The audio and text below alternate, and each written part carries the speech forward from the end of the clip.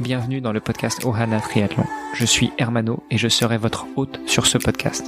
À mes côtés, Olivier De Scuter, le fondateur de la marque Ohana. Tous les jours, en 5 minutes, on vous explique comment lancer une marque de textile de sport et comment performer dans le triathlon. Ce podcast est sponsorisé par Ohana, spécialiste du textile de triathlon, natation, vélo, course à pied. Pour en savoir plus sur la marque, direction ohana.boutique. À tout de suite pour votre première commande.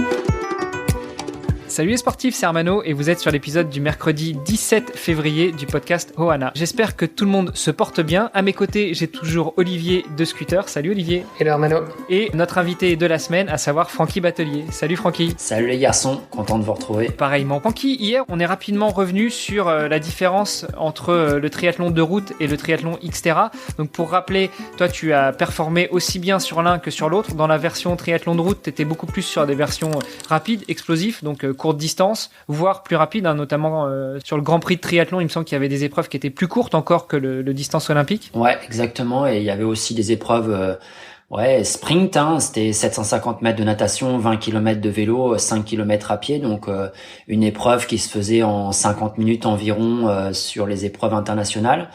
Mais il y avait encore plus court parfois sur le France Iron Tour, où on faisait une épreuve par jour, des fois des épreuves enchaînées où on pouvait nager que 400 mètres, pédaler une dizaine de kilomètres et puis courir 2 km 5. C'est des formats plus spectaculaires, ça va très vite. J'avais mes limites en fait moi de mon côté dans le très court et je pense, ou je m'en suis peut-être fixé, des limites aussi dans le plutôt long. J'aurais peut-être eu un bon profil sur Alpha Ironman ou Ironman, mais je m'ennuyais quand c'était un petit peu trop long. Moi j'aime bien quand ça fight, quand ça frotte les uns avec les autres. Tu nous as dit ton âge dans l'épisode d'hier, tu nous as dit qu'on avait sensiblement le même âge, toi 43. Tu cherches toujours le fight ou justement t'es plutôt sur l'endurance? Bah figure-toi, ouais, j'aime toujours les trucs très courts. Je fais des courses de VTT encore qui durent entre 1 heure et 1 heure et demie, donc c'est plutôt court, ça se rapproche du sprint. On dit souvent qu'à 40 ans, on aime bien quand ça chauffe doucement, que ça dure longtemps, en mode un peu diesel ou turbo diesel. Je vais essayer des choses cette année puisque j'ai envie de me tourner vers des efforts un petit peu plus longs. Pour ainsi dire, je suis sûr qu'il y a beaucoup de sportifs qui nous écoutent, mais moi, j'avais jamais fait 200 km de vélo. Et pourtant, c'est quand même quelque chose qui est pas inhumain. C'est pas 1000 km, c'est pas la traversée de la France. En 2020, j'avais jamais fait plus de 180 km de vélo. Dans une saison de triathlon, je faisais rarement, peut-être 10 fois plus de 100 bornes. Mais j'aime pas quand c'est long. Voilà, j'ai fait Belfort, on en parlait en off, c'est un triathlon le plus long que j'ai fait, 4 km de natation, 120 en vélo et 30 à pied. Il faisait froid, c'était un peu nature quand même ce triathlon. Et je fais 4e au championnat de France longue distance, c'est ma meilleure place sur un championnat de France fédéral. Et je me suis fait chier à mourir. Voilà, très clairement, je vais être cru. Et pourtant, je fais une super course, vue de l'extérieur, mais c'est long, t'attends, faut que tu manges, tu te lèves à pas d'heure, tu dors dans l'eau. Enfin, j'ai trouvé ça chiant à mourir. C'est pour ça que le long, je suis pas encore prêt à mettre les sacoches sur le vélo, à faire la traversée des Alpes. Mais j'envisage un truc en 2021. On aura peut-être l'occasion d'en parler. Je préfère quand c'est court et je préfère partir à fond et péter que de faire un truc qui soit long, pénible, qu'il faut gérer. Et voilà, je sais pas, j'aime pas ça. Bon, Olivier, ça te parle? Non, toi, t'es plutôt ultra-endurance en cyclisme, donc ça doit te changer, toi. Oui, effectivement. Peut-être un petit peu plus jeune aussi, donc c'est vrai qu'en général, à mon âge, on est plutôt explosif et on aime bien les formats courts. Et donc là où moi, je vais chercher plutôt du long, donc j'imagine qu'on est un petit peu opposés à ce niveau-là, Francky. Parce que je connais pas, je pense. Je connais pas le longue distance.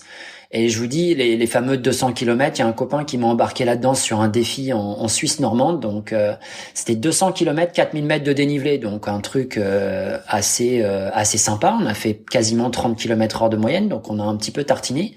Pas en mode course, mais en mode on y va quand même. Et j'ai bien aimé quand même. J'ai bien aimé cette exploration. Et donc ça m'a encouragé à aller un petit peu vers la surenchère, mais pas trop, voilà.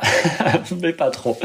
Voilà, moi c'est vrai, j'aime bien encore les efforts très courts du style un 10 km chrono en vélo. L'an passé, en 2019, donc maintenant presque 2 ans, j'ai fait en relais le triathlon de Pont-Tonnerre. J'ai fait les 40 km en vélo à bloc. J'ai fait le meilleur temps du circuit devant certains triathlètes qui tournent très très bien aujourd'hui. J'avais pas de capteur de puissance, mais j'ai vraiment été vite. J'ai roulé avec un certain Anthony Ledoué, qui a été 6 ou 7 fois champion de France de duathlon. Et je m'éclate encore sur des trucs très très courts à haute intensité. Bon, écoute, en tout cas, si tu veux peut-être te retester sur un petit peu plus long en vélo, en mai 2021, tu peux venir du côté de chez moi, il y aura la Race Across Belgium, et il y a plusieurs formats qui commencent à 300 km, hein, Olivier, si je ne m'abuse. Ouais, c'est correct. 300, 600 et 1000.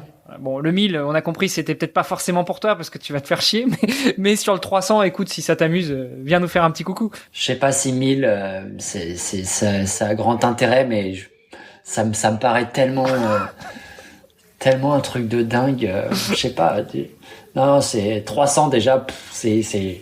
À 300, j'ai l'impression que je vais me retrouver au Japon, quoi. Ça me paraît hyper loin.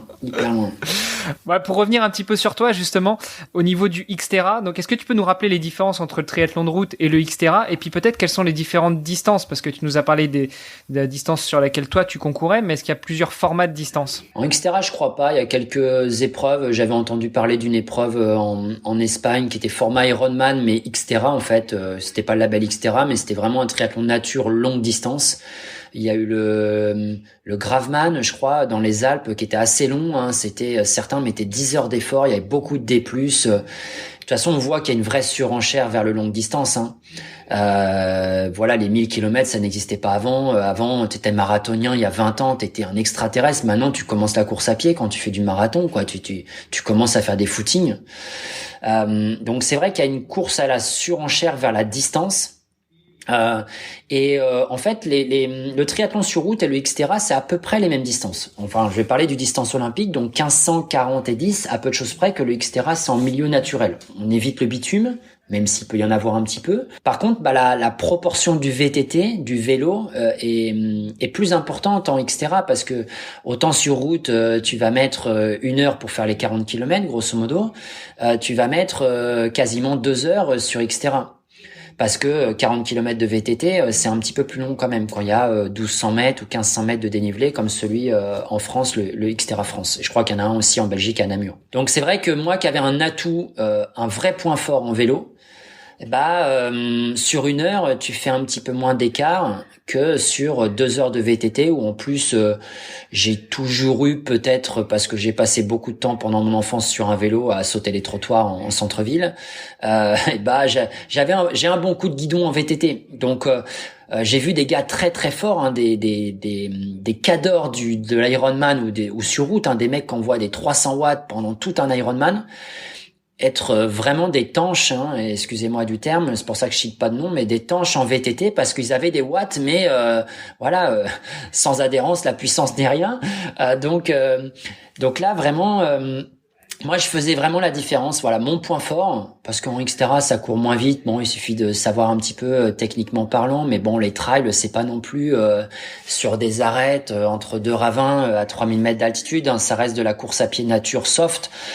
Donc en fait, moi je faisais vraiment la différence sur le VTT. C'est pour ça que des mecs comme Olivier Marceau, Nicolas Lebrun, qui étaient très forts en VTT, ont tout de suite été très forts en Xterra. Donc là, on a vu finalement la différence entre le triathlon de route et le Xterra. La natation, la partie natation, évidemment, c'est en milieu naturel, ce qui se fait aussi de plus en plus sur le triathlon de route, hein. Au maximum, on essaye d'éviter les piscines. Sur la partie vélo, tu l'as dit, sur le triathlon classique de route, c'est sur bitume. Sur le Xterra, c'est en milieu naturel, en mode VTT, donc beaucoup plus en forêt, j'imagine, ou sur des terrains escarpés, accidentés de montagne. Et puis sur la partie course à pied, sur le triathlon classique, on est sur du bitume, là où sur du Xterra, on va être sur un trail avec pas trop de dénivelé, plutôt vraiment de la course sur chemin, sur terrain accidenté, plus que sur du trail de montagne. La particularité de ces épreuves, c'est que si t'en fais une en Turquie, la semaine suivante en Slovaquie, la semaine suivante en France, tu vas avoir 3 terrains de jeu différents.